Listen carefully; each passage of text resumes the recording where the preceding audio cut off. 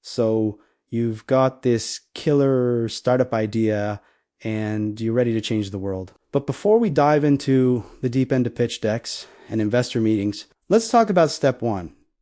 And it's a question I want you to ask yourself honestly. Are you personally in a position to invest any of your own money into your idea? Now, hold on. Don't panic. I'm not talking about you having to remortgage your house or sell a kidney. This isn't about you buying shares like an external investor would.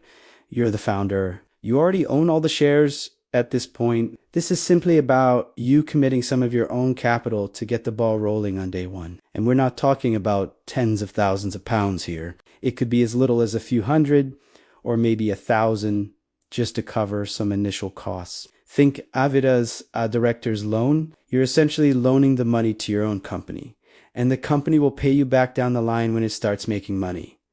Why is this important? Well, there's a phrase in the investment world, skin in the game. When you go talk to potential investors later on, they absolutely love to see that you backed your own idea first, even with a small amount. It shows them that you're not just playing around. It shows them you have real conviction and that you're willing to take a personal risk on your own vision. It's a massive signal of confidence. If you're not willing to bet on yourself, why should they? But let's be real for a second.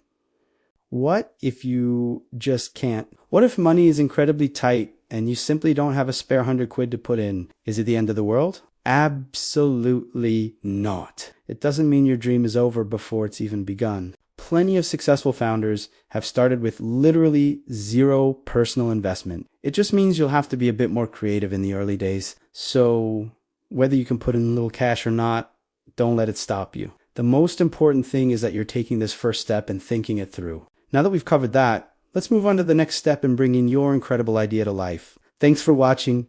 And if you're finding this series helpful on your startup journey, make sure to hit that like button and subscribe so you don't miss what's coming next.